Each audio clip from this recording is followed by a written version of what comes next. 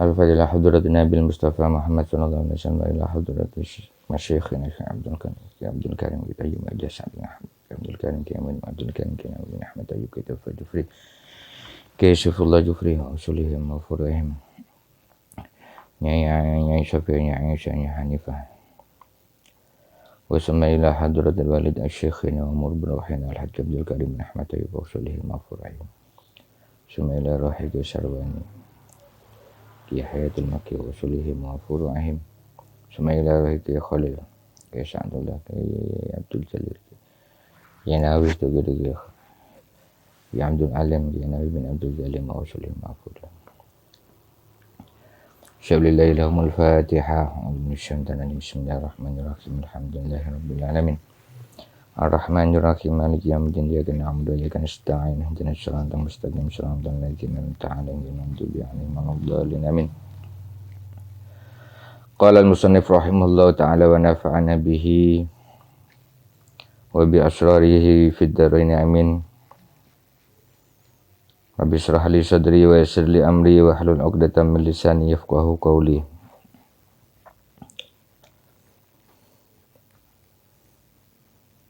Meneruskan hikayat yang ke-6.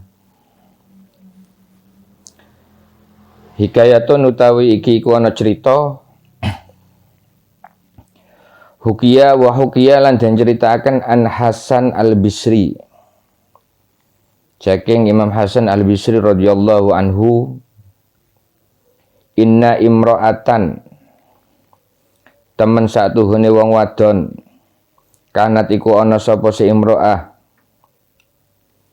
tu'adzabu iku den siksa sapa si imro'ah fi qabriha indan kuburane imro'ah wa kullun nas utawi sakabehane manungsa ya rauna iku padha ningali sapa senas fil manami ing dalem wektu turu zalika mengkono tu'adzabu fi qabriha.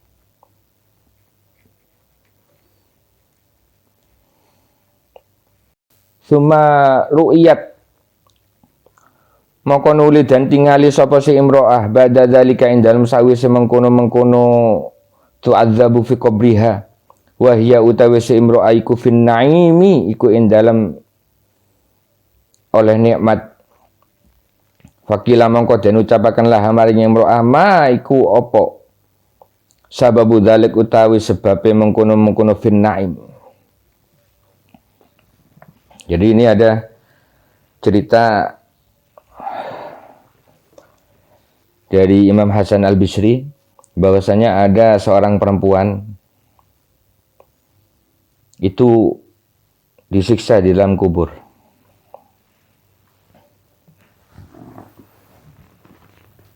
Ada seorang perempuan disiksa di dalam kubur. Kok anehnya semua manusia itu memimpikan dia. Jadi perempuan itu disiksa di dalam kubur, dimimpikan semua manusia. Semua manusia itu mimpi dia disiksa di dalam kubur.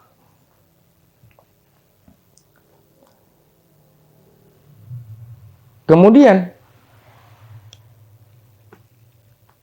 di hari yang lain summa ru'iyat ba'da dzalik wa hiya fil na'im. Wahya fin na'im.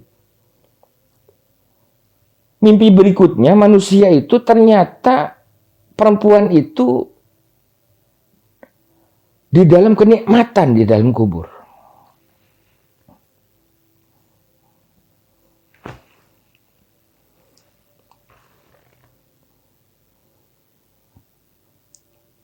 Faqila laha ma sababu dzalik. Yang pertama mimpi perempuan itu disiksa, yang kedua mimpi perempuan itu mendapatkan nikmat di dalam kubur. Akhirnya ditanya di dalam mimpinya, "Masa babu dzalik?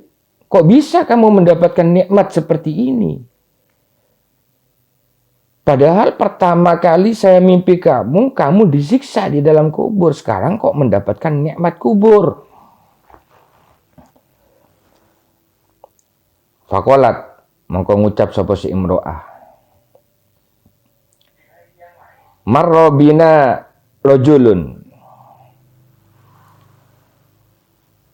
Marra lumaku bina kelawan kita sapa rajulun wong lanang faqara moko maca sapa si rajul al-Fatihah ta ing Fatihah.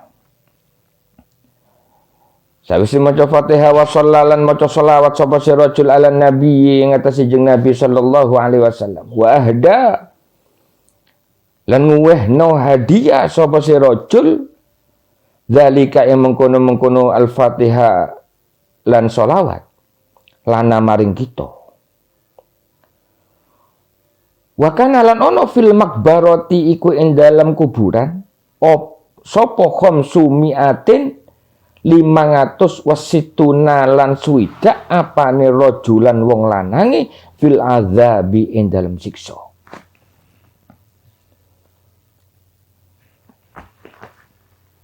Ceritanya itu seperti ini, katanya perempuan itu.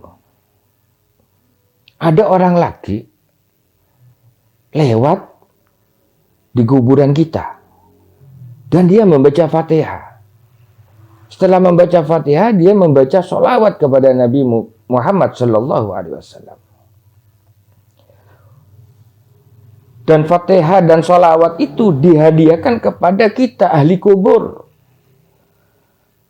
Dan di waktu itu ahli kubur ini disiksa oleh Allah Subhanahu wa taala.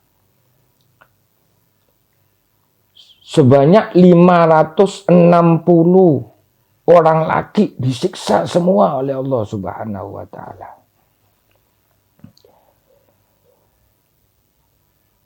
Jadi orang laki itu membaca Fatihah dan membaca sholawat kepada Nabi besar Muhammad sallallahu alaihi wasallam.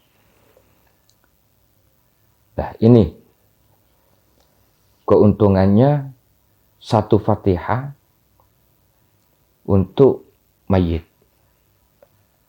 Lebih berharga daripada dunia seisinya. Satu Fatihah. Sangat berguna, sangat berfaedah, sangat bermanfaat bagi ahli kubur.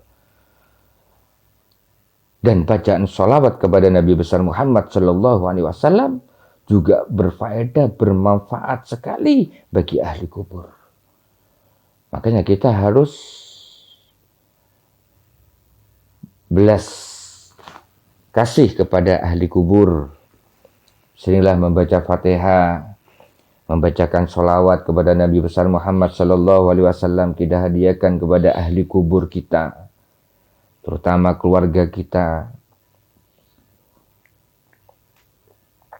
Jadi kita harus belas kasihan kepada ahli kubur. Kalau kita belas kasihan kepada ahli kubur, pada orang-orang yang mati, kita akan dibelasi oleh Allah Subhanahu wa taala. Mayyarham yurham. Kalau kita belas kasih pada ahli kubur, sering membacakan Fatihah kepada ahli kubur, membacakan Yasin kepada ahli kubur, tahlil kepada ahli kubur, kita nanti kalau mati, kita akan dibelasi juga sama orang-orang yang hidup.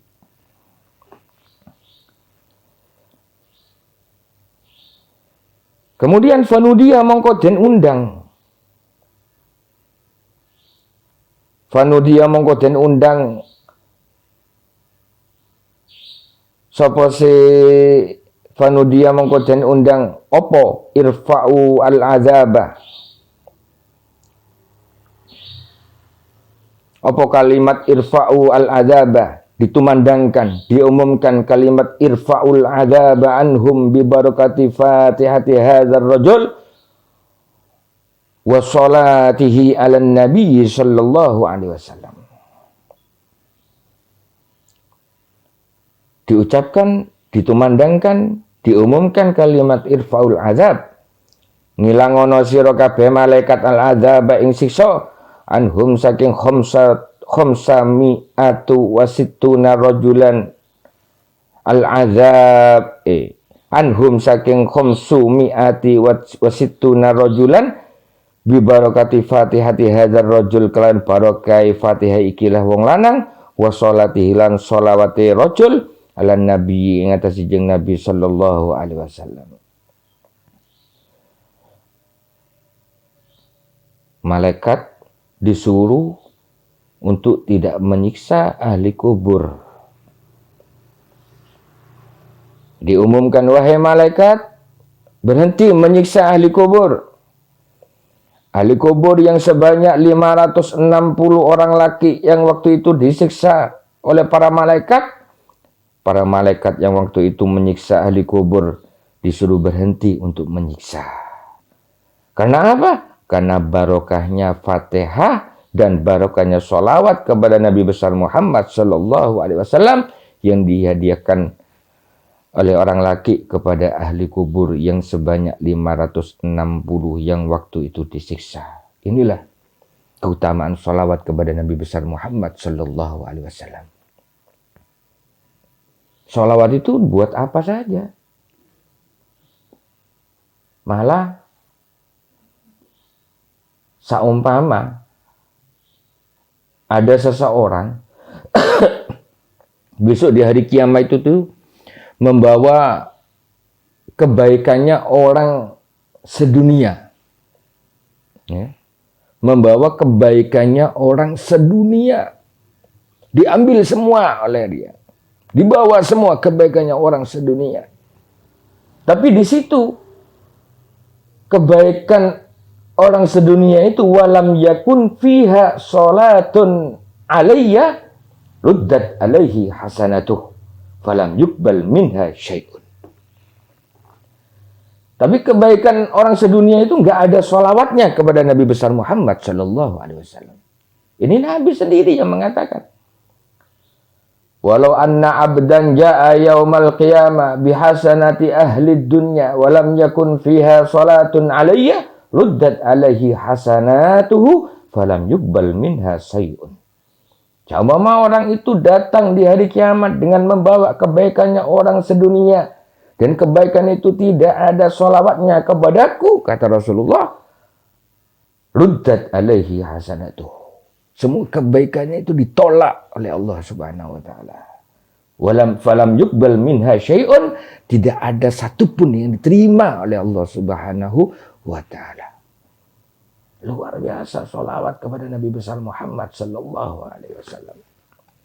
Malah kalau kita pingin dilancarkan rezekinya oleh Allah, dikabulkan hajat kita oleh Allah, perbanyak baca sholawat kepada Nabi besar Muhammad Sallallahu Alaihi Wasallam. Kita galau, kita sumpah susah. Kata orang sekarang gabut. Baca salawat kepada Nabi besar Muhammad Sallallahu Alaihi Wasallam.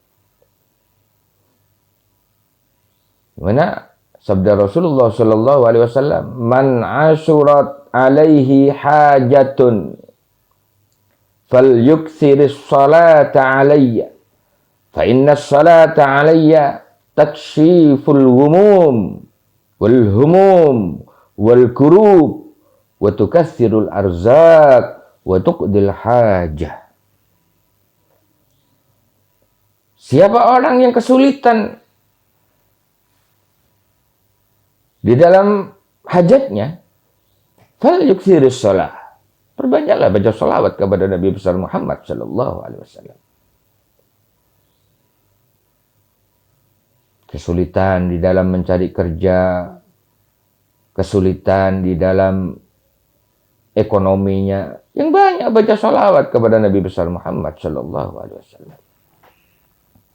Karena membaca salawat kepadaku, kata Rasulullah, takshiful humum wal kurub, bisa menghilangkan kesusahan, kegalauan, kegabutan.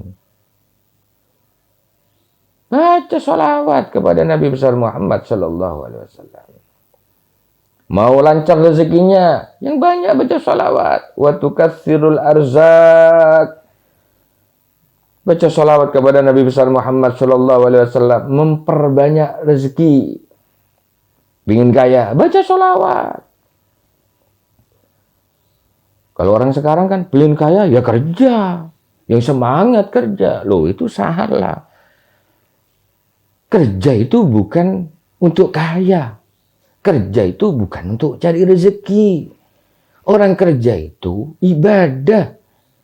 Karena kerja itu disuruh, diperintah oleh Allah untuk ikhtiar. Sebagai bentuk ikhtiar manusia. Manusia hanya bisa ikhtiar. Manusia hanya bisa usaha. Gak bisa manusia menentukan. Pasti hasil, pasti sukses. Gak bisa. Kerja itu suatu ibadah. Jadi kita kerja bukan mencari rezeki, bukan mencari kaya. Karena rezeki itu Allah yang membagikan. Setiap manusia pasti mendapat rezeki dari Allah Subhanahu wa Ta'ala tanpa dicari. Kita kerja ibadah. Makanya kita kerja itu kita niatkan ibadah, dapat pahala. Bukan mencari kekayaan kita kerja.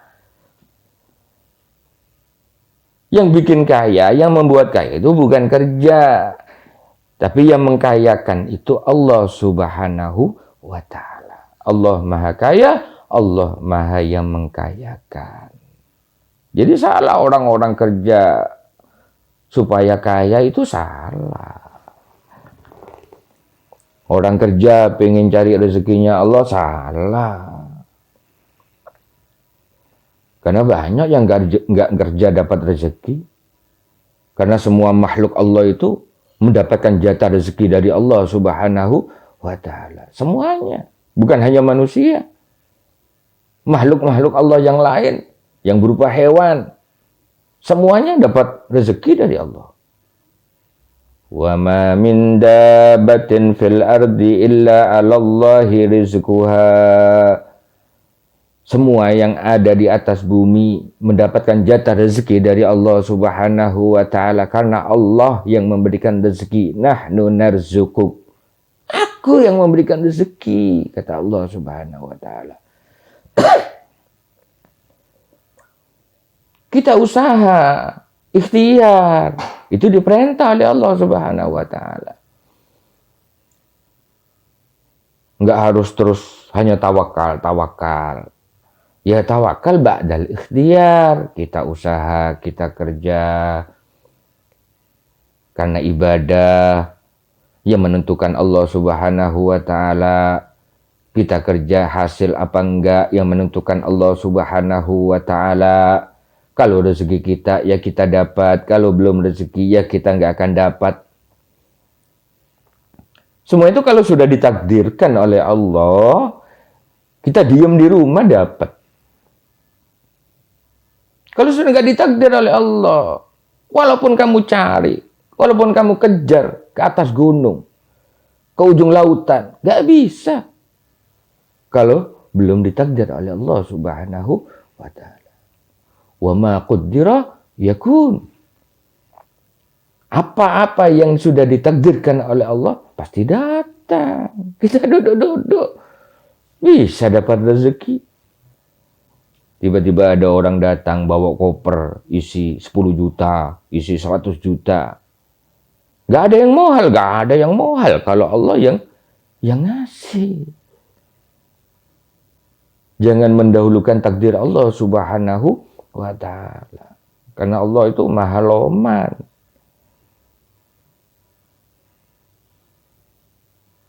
Jadi kalau kita kerja itu kita niatkan ibadah kepada Allah Subhanahu wa Ta'ala. Kayak cecak. Cecak itu dunianya itu cuman ini satu gabak itu sudah. Ya. Di atas gabak. Hanya itu dunianya cecak, tapi makan. Gak ada sejarah cecak itu mati kelaparan, gak ada. Tapi sejarah cecak dibunuh, dimatikan oleh manusia banyak. Ayam kelaparan karena apa? Mati kelaparan gak ada. Karena dikurung, gak dikasih makan, baru mati. Semua mendapat jatah rezeki dari Allah Subhanahu wa Ta'ala. Kalau rezeki itu harus didapatkan dengan kerja, ya apa nasibnya kambing, sapi, nggak bisa kerja. Iya kan? Jadi rezeki itu sudah ditentukan oleh Allah. Berapa jatahnya si A, si B, si C, si D. Ada jatahnya semua.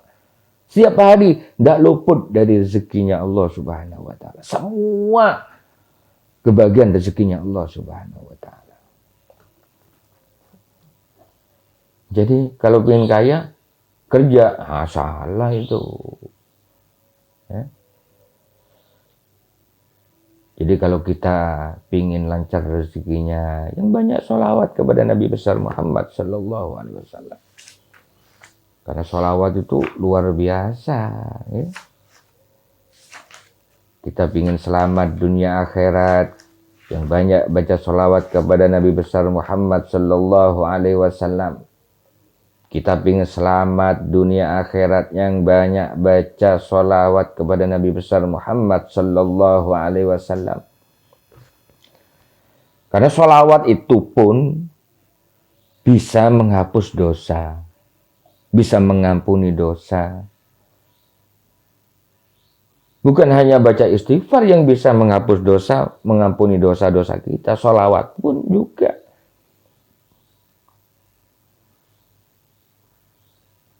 Iksiru minas salati alayya ala hadzal nabiyil karim fa inna salata alaihi tukaffiru dzambal azim wa tuhdi ila siratil mustaqim wa taqi qailaha adzabal jahim wa yuhdha fil jannah bin na'imil muqim.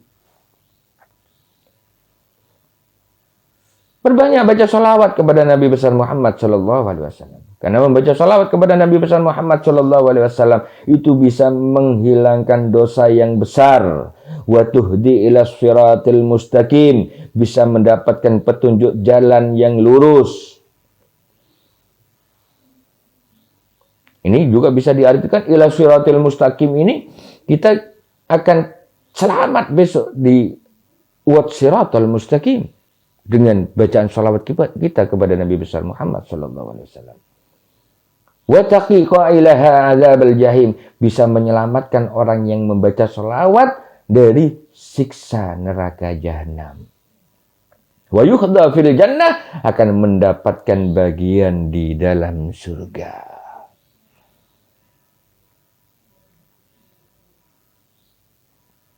Dengan mendapatkan macam-macam nikmat di dalam surganya Allah Subhanahu wa ta'ala. Luar biasa sholawat.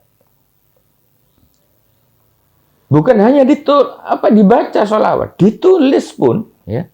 Kita nulis sholawat di buku kita. Sabda Rasulullah Sallallahu Alaihi Wasallam, man shalla alayya fi kitabin. Siapa orang yang membaca sholawat dengan ditulis, lam tazalil malaikatu tastaghfirulah madama ismi fi dzalikal kitab. Siapa orang yang menulis sholawat kepadaku, kata Rasulullah Sallallahu Alaihi Wasallam, malaikat tidak akan berhenti membacakan istighfar kepadanya. Madama ismi fi dzalikal kitab, selama namaku, kata Nabi, masih di dalam tulisan itu. Selama masih ada nama besar Muhammad Sallallahu Alaihi Wasallam tertulis di buku kita, selama itu malaikat membacakan istighfar kepada kita. Luar biasa.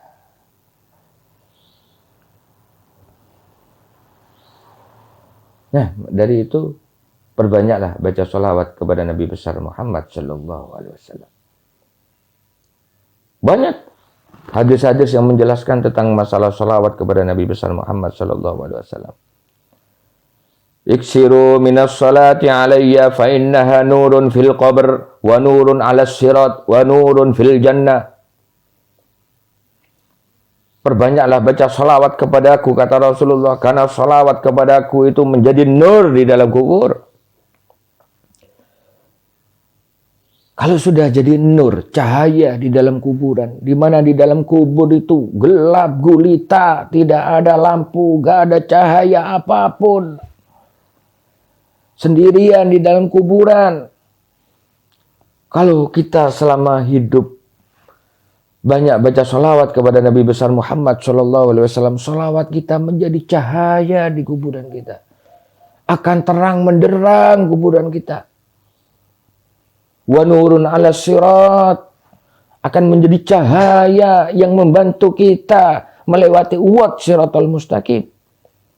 Yang mana uwat ini, jembatan ini yang menentukan keselamatan kita, neraka atau selamat masuk surganya Allah Subhanahu wa taala.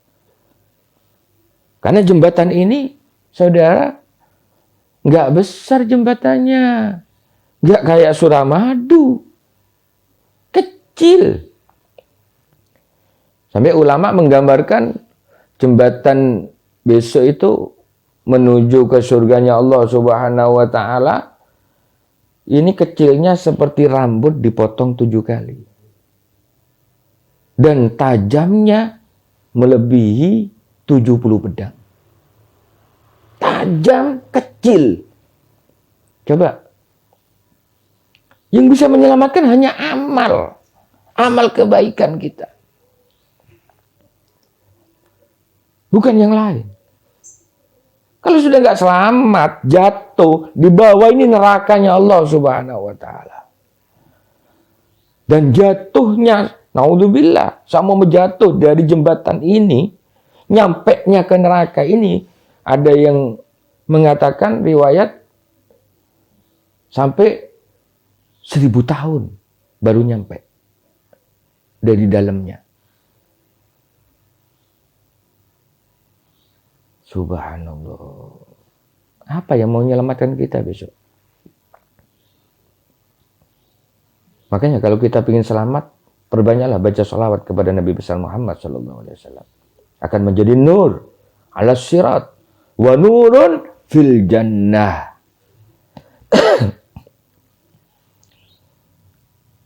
Juga sabda Nabi yang lain, wa qala sallallahu alaihi wasallam, iksiru minas shalah alayya fa innaha tudfi'u ghadabal jabbar wa tuhibu kaidas syaitan. Perbanyaklah baca salawat kepadaku, kata Nabi besar Muhammad sallallahu alaihi wasallam, karena baca salawat kepada Nabi besar Muhammad sallallahu alaihi wasallam itu bisa memadamkan kemarahan Allah Subhanahu wa taala.